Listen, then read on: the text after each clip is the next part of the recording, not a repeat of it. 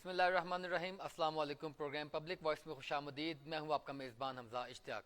नाज़रीन, एक इंतहाई अफसोसनाक वाक़या पाकिस्तान के बरादर मुल्क तुर्किया और शाम में तबाहकुन ज़लज़ला आया है, जिसकी रेक्टर स्केल पर शिद्दत 7.9 मैग्नीट्यूड फ़ीसद थी। अब ये तमाम सूरत हाल ऐसी है कि तुर्किया में अब तक तकरीबन 4300 अफराद से जो है वो हलाक हो चुके हैं और हज़ारों लोग ज़ख्मी हो चुके हैं, और शाम में भी इसी कदर हलाकतें जो हैं वो नोट हुई हैं। अब अभी तक मलबे के नीचे से लाशें और ज़ख्मी निकालने का सिलसिला जारी है। इस तमाम सूरत हाल में तुर्क सदर रजब अर्तगान ने मुल्क भर से एक हफ्ते के सोग का ऐलान किया है, जिसके दौरान कौमी परचम सिरनिगू रहेगा, जबकि तालीमी इदारे बंद रहेंगे। अमरीकी जियोलॉजिकल सर्वे के मुताबिक इतवार और पीर के दरमियानी शब को आने वाली जलजले की शिद्दत रेक्टर स्केल पर 7.9 मैग्नीट्यूड और गहराई 17.9 किलोमीटर थी। जलजले का मरकज तुर्किया के जनूब मशरकी सूबे गाजियान के निर्दोरी में था। जलजले के शदीद झटके उर्दन, शाम, कब्रस और यूनान में भी महसूस किए गए। जलजले से तुर्की और शाम समेत दीगर ममालिक में मुतअद्दिद इमारतें ज़मीन बोस हो गईं, और दूसरे रोज़ भी सैकड़ों अफराद जो हैं वो मलबे तले दबे हैं, जिनको रेस्क्यू किया जा रहा है, और जो इमदादी टीमें हैं पहुँच चुकी हैं। जलजले से मुतासर इलाकों में इमदादी कार्रवाइयाँ तेज़ी से जारी हैं, और ये काफ़ी ज़्यादा बड़े रकबे में जो है जलजला आया है, और इसकी तबाही भी काफ़ी ज़्यादा है। अभी तक इसका तखमीना नहीं लगाया गया कि माली लिहाज से कितना बड़ा नुकसान हुआ है, लेकिन जानी लिहाज से ये क्योंकि 4300 अफराद से ज़ायद अभी तक रिकॉर्ड हुई हैं अमवात जो टर्की में है, और सीरिया में भी इसी तरह जो है वो नोट हो रही है। वज़ीर आज़म शहबाज शरीफ पाकिस्तान के जो हैं तुर्किया में जलज़ले से होने वाले जानी नुकसान पर तुर्किया की हुकूमत और अवाम से इजहार ताज़ियत करते हुए कहा है कि मुश्किल की घड़ी में बरादर मुल्क तुर्किया और तुर्क अवाम के साथ खड़े हैं। पाकिस्तान तुर्किया की हर मुमकिन मदद करेगा। पाकिस्तान से रेस्क्यू टीमें और इमदादी सामान लेकर जो है वो तुर्किया पहुंच रही हैं और रेस्क्यू कर रही हैं लोगों को, लेकिन ये इंतहाई अफसोसनाक वाक़या है। पाकिस्तान में भी जो है इस तरह का एक जलज़ला आया था 2008 में। वो उसकी शिद्दत जो थी रेक्टर स्केल पर 7.6% थी, और ये जो तुर्किया में हाल ही में जो जलज़ला आया है इसकी 7.9% है। तबाही का अंदाज़ा आप खुद कर सकते हैं कि किस कदर जो है वो तबाही हुई होगी। जो सैकड़ों जो बिल्डिंग्स थी, इमारतें, वो ज़मीन बोस हो चुके हैं, और अभी तक अफराद उन मलबे तले दबे हैं। रेस्क्यू टीमें वहाँ पर पहुँच चुकी हैं, लेकिन अभी तक उनकी मुश्किलात का सामना है, क्योंकि जिस कदर तबाही हुई है प्रॉपर मशीनरी भी वहाँ तक एक्सेस में नहीं जा पा रही, और इन चीज़ों को जो है अभी तक तुर्किया हुकूमत पूरा तखमीना लगाने से कासिर है कि किस तरीके से हम जो फ्रेमवर्क बनाएंगे। दीगर ममालिक इमदाद कर रहे हैं, पाकिस्तान भी इमदाद कर रहा है, दीगर ममालिक जो हैं यूरोप के वो भी सामने आए हैं, और यूनाइटेड नेशन ने भी इसके ऊपर एक एक्शन लिया है। उम्मीद है कि तमाम इमदाद के साथ जो हर मुमकिन ताउन हो सकेगा वो तुर्किया का किया जाएगा। नाज़रीन, ये इंतहाई अफसोसनाक वाक़या था, लेकिन अब पाकिस्तान में भी सूरत हाल इस तरह है कि जो IMF का वफ़द है वो पाकिस्तान में मौजूद है, और ताउन चल रहा है, मुज़ाकरात चल रहे हैं, जिनमें एक डेडलॉक बरकरार है। वो बिजली के टैरिफ के रेट्स को लेकर डेडलॉक बरकरार है, और मज़ीद कुछ शोबों के ऊपर, कुछ गिव एंड टेक के मामलात के ऊपर अभी मामला तय पाने हैं। 9 फरवरी जो है वो आखिरी डेट है जो वफ्द है वो यहाँ पर ठहरने की, और उम्मीद है कि उससे पहले हुकूमत तो इस बारे में कहती है, वजारत ख़जाना भी कहती है कि 9 फरवरी तक तकरीबन तमाम मामलात जो हैं वो तय पा जाएंगे। इसके अलावा भी आलमी बैंक ने एक रिपोर्ट शाया की है, जिसमें पाकिस्तान को कहा गया है कि पाकिस्तान भी टॉप 10 ममालिक की फहरिस्त में शामिल है, जहाँ पर ग़ज़ाई अफरात ज़र से मुतासरा ममालिक जो हैं वो शामिल होते हैं। इनमें पाकिस्तान की बहुत सी कुछ तंजीमें इस बात को रिबटल भी दे रही हैं कि पाकिस्तान, हालांकि पाकिस्तान में कतई तौर पर ग्राउंड रूट्स पर एट सी रियलिटीज़ मौजूद नहीं हैं। ये एक रिपोर्ट ज़रूर बनाई गई है आलमी बैंक की जानिब से, मगर इसमें कोई भी अभी तक हकीकत नहीं है। ये क्या सरैया पर भी बात जारी है, इस पर भी बात करेंगे। और इसके अलावा भी जो अशियाए खुर्दनोशी की कीमतें हैं उनमें इजाफे का जो तसलसल है वो जारी है, वो मज़ीद जारी रहेगा, क्योंकि ये जो तमाम मुतालबात IMF के हम मानेंगे, बिजली और गैस के ऊपर से सब्सिडी ख़त्म की जाएगी, तो उसका इम्पैक्ट आम आवाम के ऊपर पड़ेगा, आम मार्केटों के ऊपर पड़ेगा, और इन्फ्लेशन रेट भी उससे बढ़ेगा। पाकिस्तान की आवाम को ये कड़वी गोली ज़रूर खाना पड़ेगी, क्योंकि इसके अलावा कोई चारा मुमकिन नहीं है। इन तमाम मौज़ूआत पर बात करेंगे नाज़रीन एक ब्रेक के साथ। मेरे साथ रहिएगा। We will be right back after a short break. Stay with अस।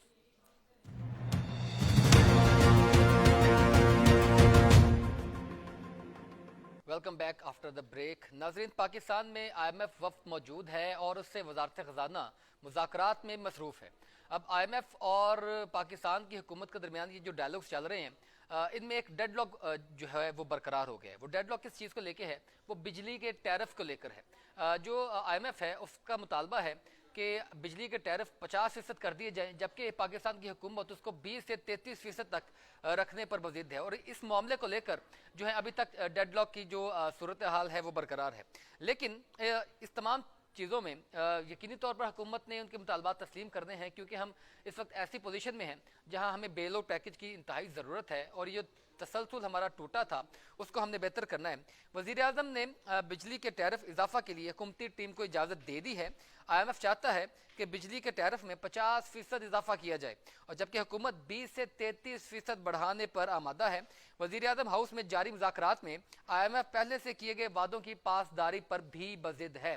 ये भी एक बहुत बड़ा एलिगेशन है कि पाकिस्तान ने इससे पहले जो वादे किए थे, इससे पहले जो कर्जे लेता रहा है, जो फ्रेमवर्क हमें दिया गया था उसके ऊपर उस तरह पासदारी नहीं हुई जिस तरह ये कर्जे लेते वक्त बात की गई थी या जो वादे किए गए थे। बुनियादी टैरिफ में औसतन 7.74 रुपये फी यूनिट इजाफा हो सकता है, जबकि ऊपर के स्लैब के इजाफा से कहीं ज्यादा होगा। वज़ीर आज़म अब चाहते हैं कि पावर डिवीजन IMF को मतलूबा इजाफे से कम करने पर राजी करे। जराए ने बताया है कि वज़ीर आज़म की मंजूरी के बाद गर्दिशी कर्जों में कमी का नजरसानी शुदा मनसूबा अब आज IMF के साथ शेयर किया जाएगा, जिसमें सहमाही और सालाना टैरिफ एडजस्टमेंट के बायस कीमतों में इजाफे की तफसीलात होंगी। वज़ीर आज़म जो हैं उनके वज़ीर बिजली और तवानाई खुर्रम दस्तगीर साहब ने इस बारे में कोई अभी तक स्टेटमेंट नहीं दी और इस बारे में कोई तबसरा नहीं किया। वज़ीर आज़म ने असूली तौर पर बलाई स्लैब के सार्फिन के लिए कीमतों में ज्यादा से ज्यादा इजाफे पर इत्तफाक कर लिया है। अब ये इत्तफाक हो चुका है, इसका इम्पैक्ट क्या पड़ेगा और ये क्या जो इतलाक होगा वो फौरी तौर पर कर दिया जाएगा। इस तमाम मौजू पर बात करने के लिए इमरान एजाज माहिर मौशियात हमें प्रोग्राम में ज्वाइन कर चुके हैं। सर आपका बहुत शुक्रिया प्रोग्राम में वक्त देने के लिए। सर आपने तमाम गुफ्तगू सुनी, यकीनी तौर पर रिपोर्ट आपने भी मुलाहजा फरमाई होगी। अब आप क्या देखते हैं कि हमने मुतालबे को भी तस्लीम करना है, 50% अगर टैरिफ बढ़ा दिया जाता है तो यूनिट प्राइस भी बढ़ जाएगी, क्या मुतवक्का है यूनिट प्राइस है और इसका इम्पैक्ट क्या होगा? जी हमजा भाई, थैंक यू वेरी मच कि आपने मुझे अपने शो में इनवाइट किया। देखिए सर, प्रॉब्लम बिल्कुल वही है, आपने बिल्कुल ठीक फरमाया कि IMF के जो मुज़ाकरात हैं ये हर सूरत में जो भी उनका हुक एंड कुक जो भी वो अपनी शराइत हम पे लागू करते हैं वो हमें मौजूदा हालात में उनको एक्सेप्ट ही करना पड़ेगा।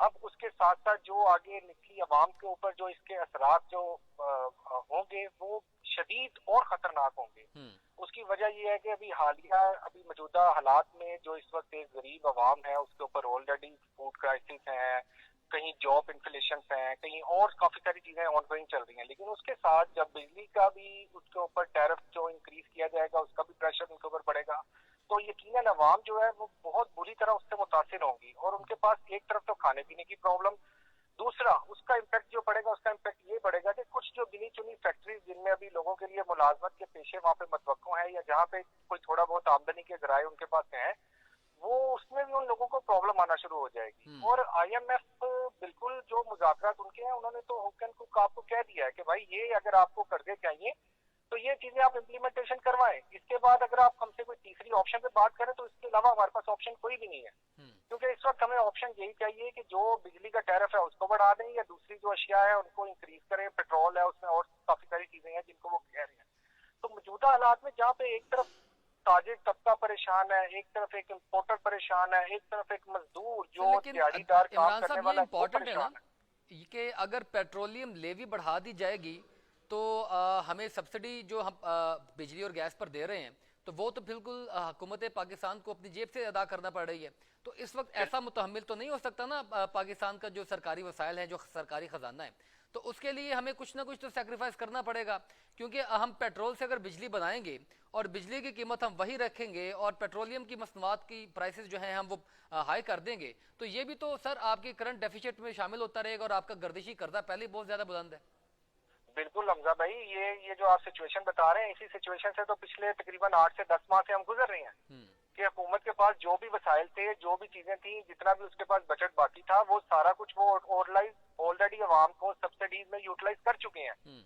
उसके बाद उन्होंने आखिरी डिसीजन लिया कि अब हमारे पास डिसीजन ये है कि हमें मजबूरन पेट्रोल की प्राइस जो है वो इंक्रीज करनी पड़ेगी, क्योंकि उसके अलावा आपके पास रास्ता ही कोई नहीं है। तो अगर आप मौजूदा हालात में बात करें तो इस वक्त भी प्रॉब्लम यही है, अब आपके पास जो वसाइल आपके पास है वो बिल्कुल खत्म होने के बराबर है। तो अगर आप आईएमएफ की बात नहीं मानते और अगर आईएमएफ किसी वजह से आपको ये कह देता है कि हम लोग आपको बेल आउट पैकेज बिल्कुल नहीं दे सकते क्योंकि आप हमारी शराइत नहीं मान रहे, डेफिनेटली तो खुदा ना ये एक खास्ता मसला बना डेफिनेटली है। हमारा मुल्क जो है वो बिल्कुल समझ लीजिए डिफॉल्ट की तरफ है। ये ये तो सर बात बड़ी बिल्कुल क्लियर है। डेफिनेटली ये चीजें तो बहुत हद तक क्लियर हो रही हैं, लेकिन मेरा जो सवाल है उसमें ये है कि अब आईएमएफ का मुतालबा तो हमने तस्लीम करना है, अब उसके अलावा जो है हमारे पास क्या ऑप्शंस हैं? एक तो हमने उसको मुतालबे को तस्लीम भी करना है, उसको पूरा भी करना है।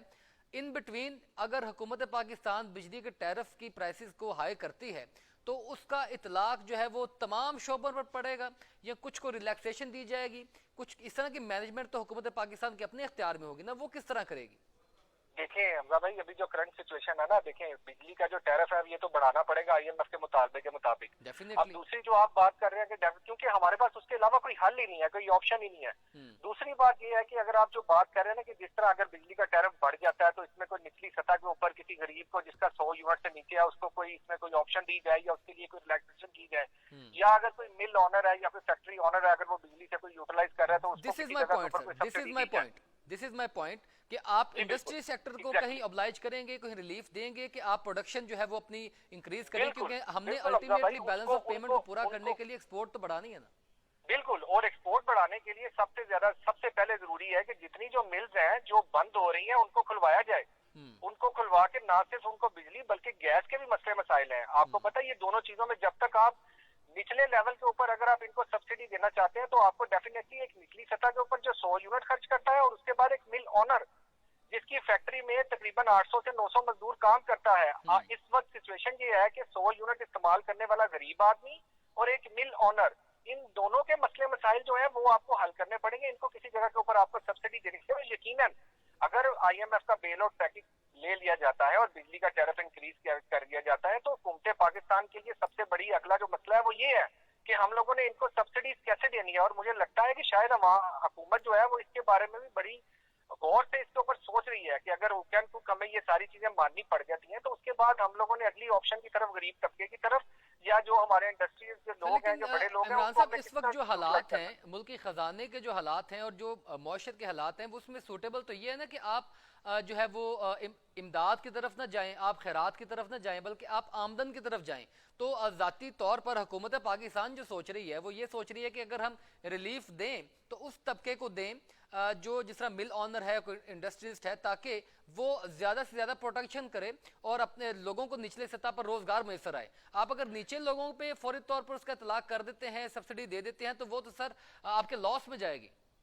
बिल्कुल आपने सही कहा। देखिए हुकूमत का यही तो एक कदम था सबसे अच्छा कि हुकूमत ने फौरी तौर के ऊपर जो एचएस कोड थे कुछ उनको बैन किया, कुछ लग्जरी आइटम जो इम्पोर्ट की थी उसको खत्म किया, क्योंकि बेसिकली इस वक्त सबसे ज्यादा जो प्रॉब्लम है वो यही है कि जितनी भी इम्पोर्ट है वो आपकी बहुत ज्यादा और एक्सपोर्ट जो है वो बिल्कुल कम होकर रह गई है, जिसकी वजह से हुकूमत पाकिस्तान ने इम्पोर्ट जो है उसको कुछ देर के लिए रोका, बल्कि अभी भी रुकी हुई है। अभी भी गवर्नमेंट इम्पोर्ट रुकने से ज्यादा मसाइल दरपेश हो रहे हैं पाकिस्तान को। वहां पर आपकी पोर्ट्स के ऊपर जो है वो खुर्दनी अशिया तक फंसी हुई है और पाकिस्तान में इन्फ्लेशन। बिल्कुल बिल्कुल, लेकिन जो कुछ अशिया ऐसी हैं जिसमें लग्जरी आइटम शामिल है उसको तो बिल्कुल इन्होंने खत्म कर दिया। लेकिन अब खुर्दनी आयल, जो सोयाबीन आयल आप मलेशिया से या किसी जगह से आप लाते हैं, उसको वो तो आपके पाकिस्तान की जरूरत है, उसको तो रोका नहीं जा सकता। उसके लिए स्टेट बैंक और गवर्नमेंट जो है वो कोशिश कर रही है कि अगर 180 डेज के ऊपर या 365 डेज के ऊपर कोई एलसीज ओपन हो जाए या आपस में जो एक्सपोर्टर है और इम्पोर्टर है उसके दरमियान में मुज़ाकरात हो जाते हैं, तो इतनी देर तक अगर उसको पेमेंट सेंड करने का लेवरेज मिल जाता है। इमरान साहब ज़ाती तौर पर आप क्या समझते हैं कि हुकूमत पाकिस्तान को इम्पोर्ट के ऊपर, चाहे वो लग्जरी आइटम्स ही हों, उनके ऊपर पाबंदी आयद करना बनती है? क्योंकि अगर आप पाबंदी आयद करते हैं तो सर ये चीज़ें तो वैसे भी ब्लैक में पाकिस्तान में अवेलेबल हो रही हैं, सारी चीज़ें चल रही हैं, तो अल्टीमेटली जो पाकिस्तान में रेवेन्यू जनरेट करना होता है टैक्स की मद में, वो तो सर क्लोज हो चुके हैं ना। जी आपने बिल्कुल ठीक कहा, लेकिन देखें जो लग्जरी आइटम है जो उनको तो कुछ देर के लिए, आपको ये नहीं कि आप परमानेंट उसको होल्ड कर सकते हैं। कोई भी हुकूमत जो है वो इम्पोर्ट आइटम को बिल्कुल नहीं होल्ड कर सकती, क्योंकि इम्पोर्ट और एक्सपोर्ट ये बेसिकली तौर पे एक मुल्क जो है उसका एक हब है और इसी की बेस के ऊपर आपके सारे रिलेशन जो है वो दुनिया में पूरी कनेक्ट हो रहे हैं। अब अगर आप जो बात कर रहे हैं एक्सपोर्ट की, देखें सबसे ज्यादा जो इस वक्त जरूरत है ना पाकिस्तान को वो एक्सपोर्ट की है, क्योंकि आज बांग्लादेश, इंडिया एक्सपोर्ट में बहुत ज्यादा आ गए हैं और हमारी एक्सपोर्ट जो है वो बंद हो गई है। आज की डेट में कोई भी शिपिंग लाइन जो है वो कराची पोर्ट पे आने के लिए तैयार नहीं है, क्योंकि उसकी वजह यह है कि वो लोग ये सोचते हैं कि हमारे 25 से 3000 कंटेनर जो है वो वहां पे ऑलरेडी स्टक पड़े हुए हैं, और अगर हमने कराची पोर्ट के ऊपर कॉल करनी है तो इसका मतलब ये है कि पहले हम लोगों ने उसका नुकसान भी बर्दाश्त करना है। डेफिनेटली। तो अगर जो आप बात कर रहे हैं इम्पोर्ट आइटम की, देखें इस वक्त पाकिस्तान की जो कराची की जो पोर्ट है ना, वो इस वक्त सबसे ज्यादा फायदा जो है ना, तो सारा एक वो क्योस इस का वक्त माहौल बना अफगानिस्तान है को दे रही है डेफिनेटली सर। क्योंकि कारोबारी अफगानिस्तान तबका भी का इसीलिए एतमाद उसकी जो गैर यकीनी है, उसके तमाम जो फिजा बनी है गैर यकीनी की, ये उसी की वजह से तमाम क्योस है, और ये क्योस की वजह से हालात खराब हो रहे हैं। लेकिन इंपॉर्टेंट ये है कि देखें, आप बात करते हैं इंडस्ट्रीज को रिलीफ मिलना चाहिए, डेफिनेटली मिलना चाहिए कि वो आपकी प्रोडक्शन आपके रेज करता है, आपके निचली सतह पर लोगों को रोजगार भी मैसर होता है।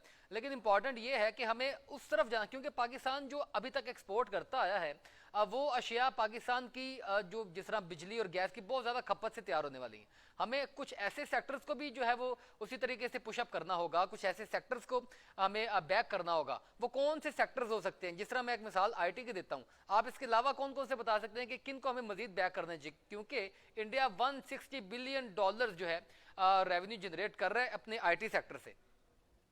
जी बिल्कुल, इस वक्त जो आईटी सेक्टर है वो तो इंडिया ना सिर्फ क्या पूरी दुनिया में सबसे ज्यादा जो है वो प्रमोट कर रहा है, और लोग जो है वो सबसे ज्यादा इन्हीं चीजों से फायदा उठा रहे हैं। लेकिन बदकिस्मती से आपको पता है पाकिस्तान के जो मौजूदा हालात हैं या जो चीजें हैं, अगर हम लोग को टाइमली इस चीज के ऊपर कोई तवज्जो दे देते तो खैर हम लोग भी आज इंडिया के मुकाबले में आईटी को इस तरह प्रमोट कर रहे होते हैं। लेकिन अभी मौजूदा हालात में जो है वो पाकिस्तान के लिए थोड़ा सा इस चीज को बहुत ज्यादा स्पीड में करना नामुमकिन भी हो सकता है। लेकिन इसका ये मतलब नहीं है कि हम इसके ऊपर कोशिश नहीं कर सकते, हम इसके ऊपर कोशिश कर सकते हैं।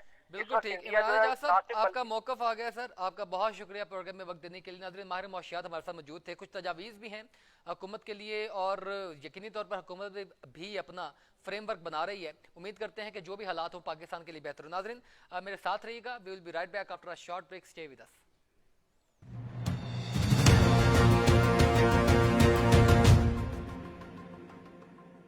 Welcome back after the break. नाजरीन, आलमी बैंक ने एक रिपोर्ट जारी की है जिसमें ग़िज़ाई अफरात ज़र कम होने वाली जो फहरिस्त है ममालिक की, उनमें पाकिस्तान को भी शामिल कर लिया। आलमी बैंक ने दुनिया भर से ग़िज़ाई अफरात ज़र से मुतासरा ममालिक की फहरिस्त जारी कर दी है, और इन ममालिक में पाकिस्तान को भी शामिल कर दिया है। लेकिन पाकिस्तान में ग़िज़ाई अफरात ज़र टर्की और श्रीलंका समेत दीगर दूसरे ममालिक की तरह ख़राब नहीं है, जो सबसे ज़्यादा मुतासरा जो फहरिस्त है उसमें पाकिस्तान को शामिल किया जाए। आखिर ये फहरिस्त में क्यों शामिल किया गया, किन वजूहात की वजह से शामिल किया गया, इस मौजू पर बात करने के लिए डॉक्टर रिजवान चौधरी साहब, मेंबर महकमा खुराक, हमें प्रोग्राम में ज्वाइन कर चुके हैं। सर, आपका बहुत शुक्रिया प्रोग्राम में वक्त देने के लिए। डॉक्टर साहब, क्या कहते हैं सर, आपने आलमी बैंक की ये रिपोर्ट देखी होगी, वर्ल्ड बैंक भी इस बारे में जो है वो रिपोर्ट जारी कर रहा है पाकिस्तान की। आप इस रिपोर्ट से इत्तेफाक करते हैं? एक तो ये सवाल है, और दूसरा अगर इत्तेफाक करते हैं तो क्या वजूहात है, पाकिस्तान भी उस फहरिस्त में शामिल क्यों है? जो इशू है इसके ऊपर मुझे इनवाइट किया। अच्छा, तो ये रिपोर्ट किसी हद तक आप इसको कह सकते हैं ये दुरुस्त है।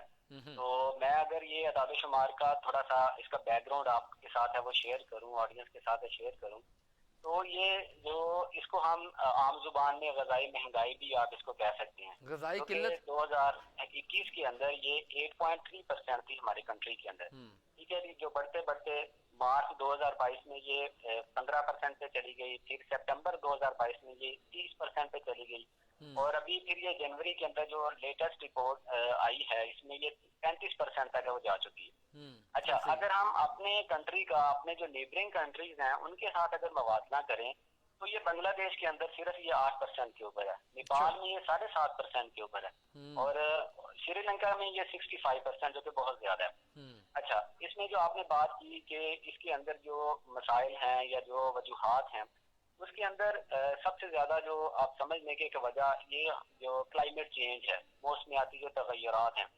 इसमें हमने देखा फ्लड को कहेंगे, सैलाब से मुतासर हुई जमीन बहुत ज्यादा, हम अनाज नहीं उगा सके, ये वजह हो सकती है। जी जी बिल्कुल, उसमें अनाज, अब हमारा जो अनाज है उसकी ग्रोइंग के अंदर देखेंगे ये जो फ्लडिंग का इशू बना कि जो मानसून में जो रेन हुई है वो अब कुछ एरियाज के अंदर हमारे कंट्री में वो बहुत ज्यादा है, और कुछ एरियाज जहाँ पे हमें इस वाटर की जरूरत थी वहाँ पे वो कम हुई। ठीक है जी, उसकी वजह से फिर दूसरा ये जो करेंसी की डिवैल्यूएशन है उसकी वजह से कि हम अपना बहुत सारा सीड है उसको इंपोर्ट करते हैं, वो प्राइसेस है राइज करने की वजह से लोग हैं वो अच्छा बीज है वो नहीं लगा सके, जिसकी वजह से हमारी पैदावार है वो उस हिसाब से वो ज्यादा नहीं हो सकी। तो ये फूड इनसिक्योरिटी की को भी हम इसके साथ अगर थोड़ा सा कोरिलेट कर दें तो ये हमारा जो नेशनल न्यूट्रिशन सर्वे था 2018 का, उसमें ऑलरेडी हमारे कंट्री के अंदर जो 36% हमारी पॉपुलेशन है वो फूड इनसिक्योर है। जिनको खुराक की फराहमी ही नहीं है। यानी ठीक है, तो ये इसमें ग़िज़ाई हाँ किल्लत का मामला भी डॉक्टर साहब बन रहा है, क्योंकि अगर आवाम को उस तरह खुराक मैसर नहीं होगी तो ग़िज़ाई किल्लत की तरफ जाएगा। चाहे लोगों के पास वो ग़िज़ा मौजूद है पाकिस्तान में, लेकिन वो ख़रीदने के लिए पैसे नहीं है। हाँ जी, बिल्कुल, आप बिल्कुल ठीक कह रहे हैं। अब ये हमें पेंडेमिक का इशू आया, उसके बाद ये जो हमारे जो रिजर्व हैं, करेंसी रिजर्व हैं, उसकी वजह से जो इशू आया, ओवरऑल महंगाई की वजह से 50% हमारी पॉपुलेशन ऐसी है जो लो क्वालिटी फूड के ऊपर मूव कर रही है। वो देखती नहीं है कि अब ये सेफ है या अच्छा फूड है, वो बस ये कि हम जो हमारी खुराक है उसको कम से कम पूरा किया जाए। और 40% हमारी पॉपुलेशन ऐसी है जो सीवियर फूड इनसिक्योरिटी का शिकार है। तो सर ठीक इसमें है, बड़ा और इंपॉर्टेंट काफी डॉक्टर गुर्बत की साहब वजह से। बड़ा एक इम्पॉर्टेंट मेरा क्वेश्चन है, वो ये है कि अब देखिए ना, आप प्राइसेस की वजह से गुड क्वालिटी फूड नहीं खरीद पा रहे, लेकिन गुड क्वालिटी फूड कहीं ना कहीं तो अवेलेबल है। अगर वो किसी को नहीं मैसर आ पा रहा तो वो कहाँ जा रहा है? हाँ जी, बिल्कुल, हम ये बड़ा आपने इम्पोर्टेंट इशू इसके अंदर है वो आपने रेज किया है। उसमें ये देखें कि अब जो सबसे ज्यादा हम कहते हैं ये प्रोडक्शन ओवरऑल वर्ल्ड के अंदर देखें ना, तो इतनी प्रोडक्शन है कि हमारे जो वर्ल्ड के अंदर 2.37 बिलियन लोग हैं वो हंगरी हैं। हम उनको फीड कर सकते हैं। फूड जा कहाँ पर है? फूड वेस्टेज की तरफ जा रहा है, फूड लॉस की तरफ जा रहा है। मार्केट के अंदर हम मार्केट विजिट कर लें, जो जिससे हम फूड खरीदते हैं, फूड के प्राइसेस हाई है, वो बड़ा बड़ा वहां पे खराब हो जाएगा। यानी अल्टीमेटली हमने एक तिहाई हिस्सा खराब हो हमने रहा वो है, ग़िज़ा की फराहमी को भी कमी नहीं आ रही। ग़िज़ा की फराहमी को भी उन पैसों से मशरूत कर दिया है कि अवाम के पास पैसे नहीं है तो वो फूड बिल्कुल बेकार हो जाएगा। हाँ जी, हाँ जी, बिल्कुल ऐसे ही है, ऐसे ही है। तो इसमें जो ओवरऑल एक बैलेंस है, गवर्नमेंट जो बॉडीज हैं वो एक बैलेंस है उसके अंदर वो लेके आए कि हमारा जो फूड वेस्ट है, फूड लॉस है, उसको हम प्रिवेंट करें।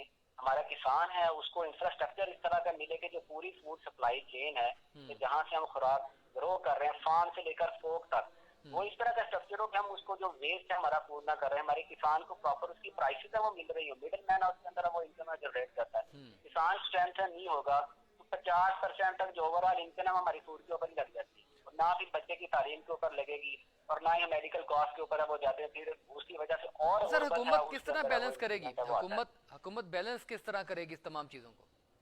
हाँ जी, गवर्नमेंट अब उसके अंदर जो हमारा किसान है उसको सब्सिडीज है वो दी जाए, उसको जो अच्छा बीज है उसको सब्सिडाइज रेट के ऊपर है उसको मिले।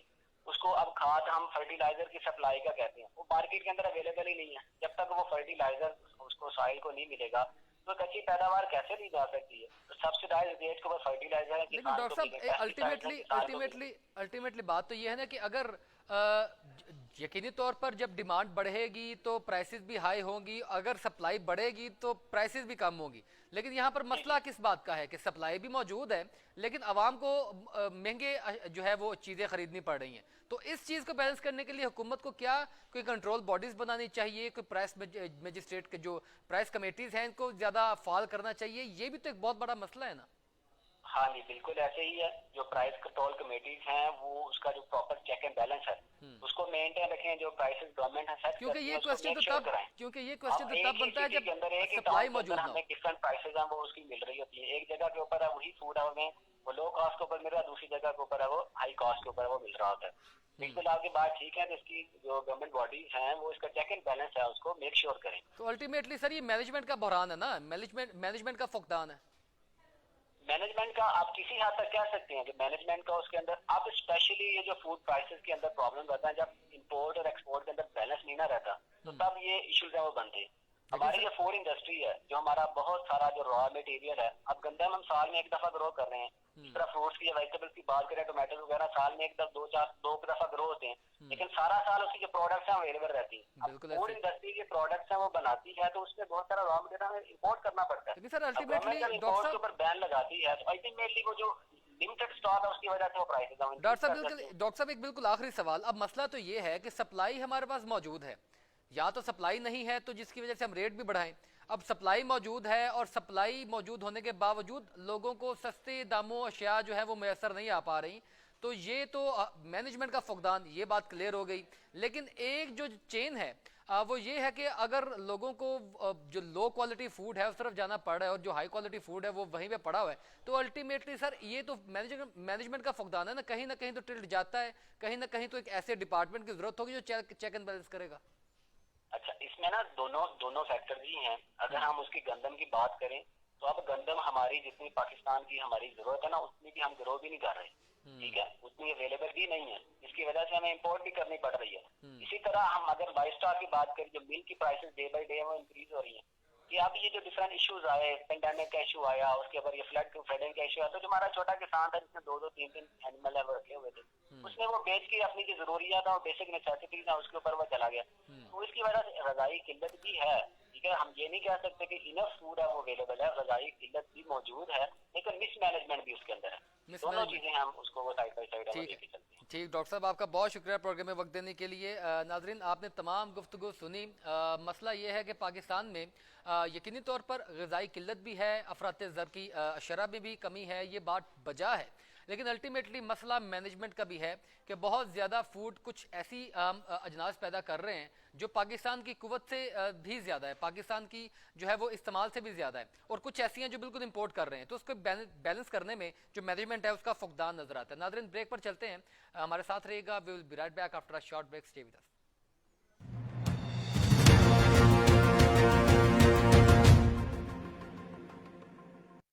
Welcome back after the break. नाज़रीन, अशियाए खुर्दनोश जो बिल्कुल एक आम इंसान के इस्तेमाल की चीज़ें हैं, उनकी कीमतों में भी इजाफा हुआ है और मज़ीद इजाफा मुतवक्का है। पाकिस्तान में अफरात ज़र की शरह जनवरी 2023 में 27.6% तक पहुँच गई, जो दिसंबर में 24.5% थी। मई 1975 के बाद ये सबसे ज़्यादा जो है वो शरह है जो इस कदर जो है बुलंद हुई है, क्योंकि नकदी की तंगी का शिकार हुकूमत की जानिब से दरामदात को कम करने के बाद खाने पीने की अशिया, खाम माल और आलात के हज़ारों कंटेनर्स बंदरगाहों पर फंसे हुए हैं, जिसकी वजह से मज़ीद सप्लाई ना होने की वजह से जो सप्लाई मुतासर हुई है, उसकी वजह से जो फुकदान पैदा हुआ है, डिमांड बढ़ गई है, सप्लाई पीछे खड़ी है, वो पहुँच नहीं पा रही, और अशियाए खुर्दनोश की कीमतों में भी इजाफा मुतवक्का है। अब एक और बात है कि जो IMF के साथ हमारी डील चल रही है, उसमें जो बिजली और गैस के ऊपर सब्सिडी ख़त्म की जाएगी, उसका इम्पैक्ट भी पड़ेगा इन्फ्लेशन की मद में। तो इस तमाम सूरत हाल में आखिर ये शरह कहाँ जाकर रुकेगी और पाकिस्तान इसके ऊपर क्या फ्रेमवर्क करेगा और क्या मज़ीद करना चाहिए, इन तमाम मौज़ूआत पर बात करने के लिए मेरे साथ सकलैन भट्ट साहब मौजूद हैं। सर, आपका बहुत शुक्रिया प्रोग्राम में वक्त देने के लिए। सकलैन भट्ट साहब, क्या समझते हैं सर, आपने तमाम गुफ्तगू सुनी है, अब हुकूमत पाकिस्तान को भी बड़े कड़वे स्टेप लेने पड़े हैं, पाकिस्तान की अवाम को भी कड़वी गोली खानी पड़ेगी, तो इसका क्या इम्पैक्ट होगा? ये जो कीमतों में गैर मामूली इजाफा हुआ है, ये कितनी शरह तक मजीद बढ़ सकती है? इसकी तो देखेंगे, बिस्मिल्लाहिर्रहमानिर्रहीम, मैं आपको ये बताना सबसे पहले ये कहता हूँ कि हमारे पास डॉलर ही नहीं है।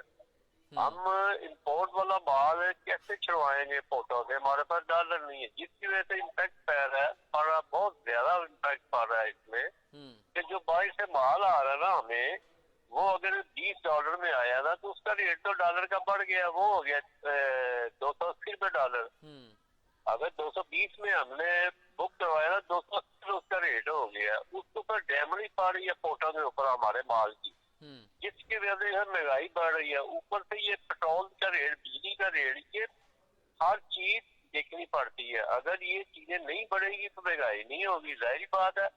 अगर एक मैन्युफैक्चरर $12 यूनिट बिजली लेगा तो जाहिर बात है उसका नुकसान, उसने वही जो ऊपर मतलब जितनी प्रोडक्शन के ऊपर कॉस्ट आती है वो डाल के उसने कंज्यूमर को देना है। अच्छा, ठीक है हर चीज महंगी होगी। भट्ट साहब, ये बात तो आपकी बजा है, अल्टीमेटली उसका यही तासुर पड़ना है, लेकिन इंपॉर्टेंट ये है कि अगर लेटर ऑफ क्रेडिट यानी LCs ओपन कर दी जाती हैं, आपको जारी कर दी जाती हैं, और ये जो पोर्ट्स के ऊपर हमारा माल खड़ा है जो हमने इंपोर्ट किया है, उसको वो पाकिस्तान में उसकी सप्लाई फाल हो जाती है, तो चीज़ों की कीमतों में कुछ कमी वाकया होगी, या ये जो माफिया है? नहीं नहीं नहीं नहीं नहीं नहीं नहीं, ये बिल्कुल गलत है। चीजों की कीमत में कमी तब वाकया होगी यहाँ के इधर जो देखे ना, जो कह रही कराची से लाहौर पड़ता है, वो अगर बढ़ के 2 लाख रुपए हो जाता है, 1,20,000 रुपए, तो 80,000 रुपए का जो मार्जिन है वो चीजों में पड़ना है। इधर काम कुछ नहीं होना, बढ़ेगा सब कुछ। लेकिन सबसे बड़ी बात है हमारे पास पैसा नहीं है ना भाई, डॉलर नहीं है। डॉलर देंगे तो माल छुड़वाएंगे ना। हमारे पास तो अगर पाम ऑयल है, जी पाम ऑयल हम ले नहीं सकते, हमारे पास डॉलर ही नहीं है, वो वापस चलेंगे, जिसकी वजह से पाम ऑयल कंट्रोल नहीं हो रहा। तो अगर ये तो ये हुकूमत पाकिस्तान का मुआहदा तय पा जाता है, 9 फरवरी उसकी जो डेट है, वजारत ख़जाना भी इस बात की तस्दीक कर रही है IMF के साथ। और डॉलर्स जो हैं वो यकीनी तौर पर उसका जो है मार्केट्स में आएंगे। तो मार्केट्स में अगर डॉलर्स आते हैं और आप वो अशिया खरीदते हैं तो और आपकी सप्लाई भी जो है वो फॉल हो जाती है।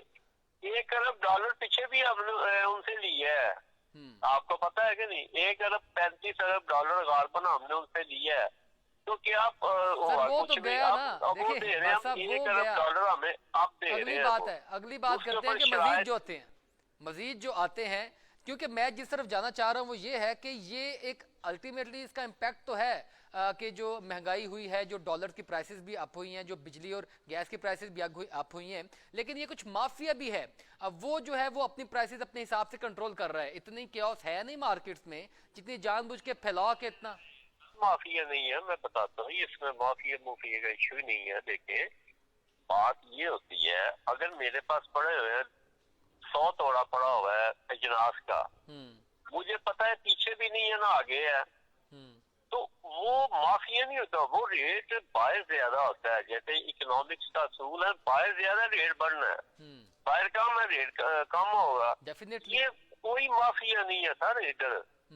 माफिया सिर्फ इन्होंने जो नलायक होते हैं ना, क्या कहते हैं इंतजामिया, वो कहते हैं माफिया। भाई माफिया आपसे ज्यादा को देखो, रियासत से ज्यादा कोई बड़ा नहीं है। वो कहते हैं कि जखीरा अंदोजी की जाती है अजनास के अंदर, बहुत सी अशिया के अंदर, और फिर रेट्स जो है मार्केट में अपने हिसाब से मूव किए जाते हैं। ये माफिया की जानिब से या जो बड़े स्टेक होल्डर्स होते हैं उनकी जानिब से। ये इनके पास तो तमाम एजेंसी हैं रियासत के पास से, तो ये तो एक थोड़ी है जी माफिया। और माफिया कौन होता है? रियासत से बढ़ के कोई माफिया नहीं।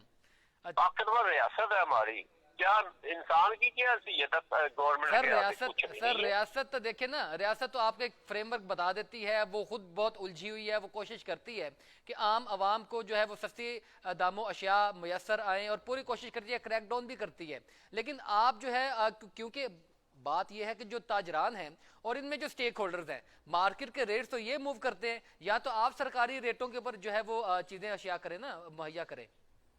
नहीं, हमारी कोई हैसियत नहीं है भाई। हम तो एक जो मार्केट में जो वो छोटे से दुकानदार है, परचून फरोश है, हमारा तो तल्लुक उनके साथ है। ये जो ऊपर बैठे देखे सर, परचून से आम आवाम का ताल्लुक है ना। वो कहता है भाई आम आवाम, देखिए सकलैन भट्ट साहब, आम आवाम का जो बराह रास्त ताल्लुक है वो तो परचून के साथ ही है ना। तो वही जो है वो सबसे ज्यादा डिस्टर्बेंस पाकिस्तानी आवाम को वहां फेस करना पड़ रही है। सर आप बिल्कुल ठीक कह रहे हैं, आपकी बात वैलिड है, पर मकसद एक है कि एक बंदा मिल ऑनर माल नहीं देता तो वो रियासत का मानता है ना। सर वो रियासत चलेगी, उससे माल लेगी। जैसे मियां शहबाज शरीफ साहब ने अपने सरकारी रेट्स तो जो उन्होंने मिले को ताले तोड़ के चीनी सर जो हुकूमत सरकारी रेट लिस्ट जो है वो मुहैया करती है दुकानदारों को, परचून दुकानदारों को, सरकारी रेट्स के ऊपर सरकारी नरखों के बाकायदा एक फहरिस्त जारी होती है, उनके ऊपर क्यों नहीं चीजें मुयसर आती हैं आम आवाम को? और सर आती है, सब कुछ आता है, कानून हमारा नहीं है इधर कोई अपना इधर इंतजामिया पूरे यही तो मैं बात कर रहा हूँ सर। हुकूमत पाकिस्तान एक चीज मुयसर कर देती है, अशिया की जो रेट्स है वो मुकर्रर कर देती है और आपके ऊपर लागू करती है, और आप पूरी चीज करती है, पूरी रेट लिस्ट बनती है, डीसी उसको कंट्रोल करता है, प्राइस कंट्रोल कमेटी उसको कंट्रोल करती हैं। मगर ये फिर से जो है परचून के ऊपर ही किसी एक दुकान पर कोई रेट मिलता है, किसी दूसरी दुकान पर कोई रेट मिलता है, तो ये परचून का अपने अंदर से मामला है ना सर। ये अपना इसे कहते हैं, अपना क्या कहते हैं वो, सर इसे माफिया कहते हैं, कम्युनिकेशन का गैप है सर, इसको माफिया कहते हैं सर। कम्युनिकेशन का गैप है, ये पाकिस्तान में है, इंडिया में है और बांग्लादेश में है। ये मसले इधर हैं क्योंकि एक होलसेल है, एक रिटेलर है, गली मोहल्लों में छोटे छोटे दुकानदार बैठे हुए हैं, तो वो उन्हें कंट्रोल करना बहुत मुश्किल है, बहुत ही मुश्किल है। जो 22 करोड़ की आबादी है, ये ऊपर हिस्से में जब कंट्रोल होगा फिर नीचे काम सर देखे ना, आप जनरल सेक्रेटरी हैं करियाना मर्चेंट एसोसिएशन के, आपकी भी तो जिम्मेदारी है ना, हुकूमत पाकिस्तान आपको भी तो ऑन करती है ना, आप जो है वो लागू करने की कोशिश करें, अपना फर्ज अदा करें।